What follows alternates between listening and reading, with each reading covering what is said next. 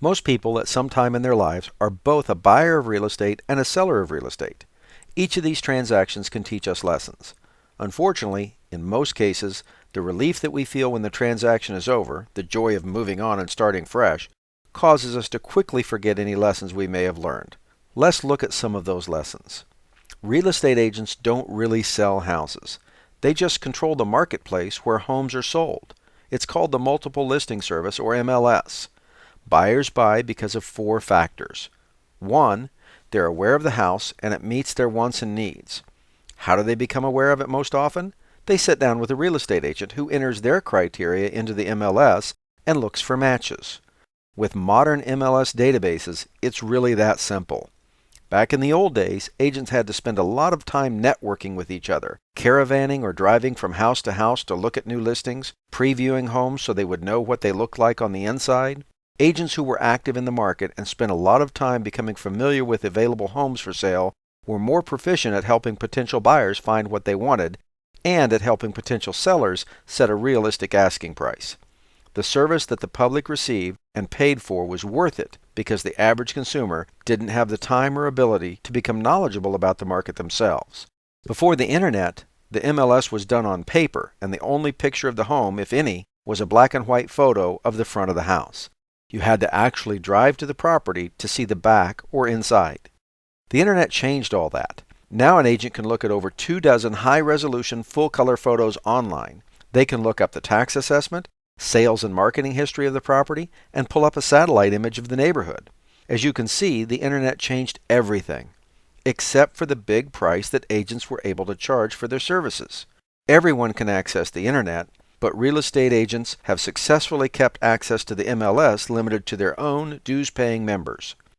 Those members gladly pay because they can recover their cost by charging large fees to the seller or buyer. The second factor that causes a home to sell is the right price. Set too high a price and you might as well not even be on the market. How can you tell if your price is too high? One of 2 ways. Either you get lots of showings but no offers, or no agents even bother to show your house. Of course, your home must be listed correctly in the MLS database, but assuming that it is, the pattern of activity will let you know if you've priced it too high. Third is location.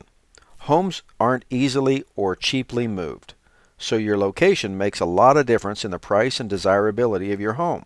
That includes the neighbor with the ugly house, the amount of traffic on your street, the school district, and even the registered sex offenders that might live nearby.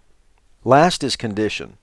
Does your home look like it needs lots of work, or is it well maintained with modern finishes and mechanical systems?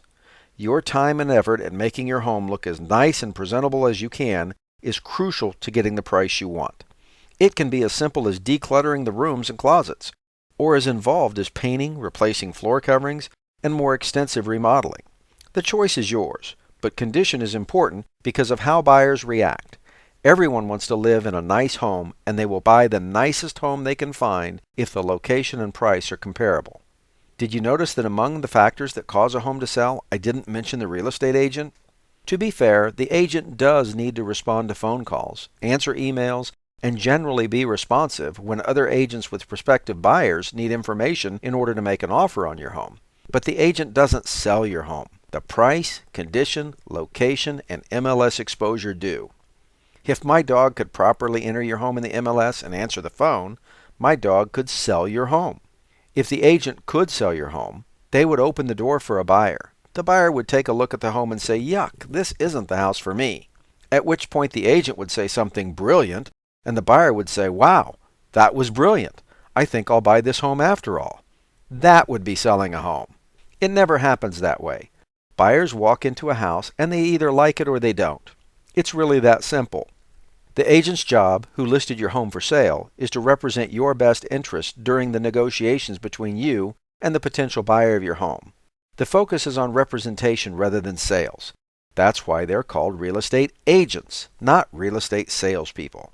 At Metro Discount Realty, we want to help you understand how the location and condition of your home affect the price at which you should list your home for sale.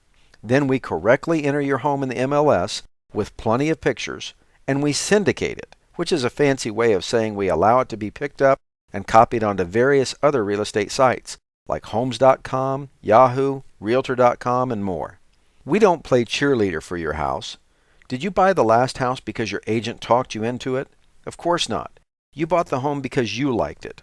You liked the location and condition of the home compared to the other homes in your price range. Today's buyers are no different. They are well informed and able to compare many homes to find those which best meet their criteria and represent the best value. If anything, a cheerleader agent can add an air of desperation by trying too hard and making the potential buyer wonder what they are trying to hide. After all, if the home is that great, why hasn't someone else already bought it?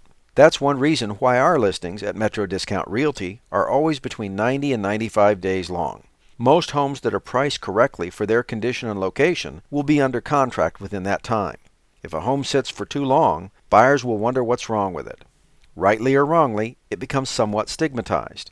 That's not good for the seller, and it's not good for our company. After all, part of what attracts buyers is that Metro Discount Realty is known as a company that has good listings that sell quickly. When it comes right down to it, a home that doesn't sell is overpriced. It's only the agent's fault if they haven't tried to convince you to lower the price. Since you, the seller, are the final decision maker when it comes to the asking price of your home, it's really not fair to blame the agent, is it? But if the agent doesn't get the blame when your home doesn't sell, why should they be paid like a rock star when it does?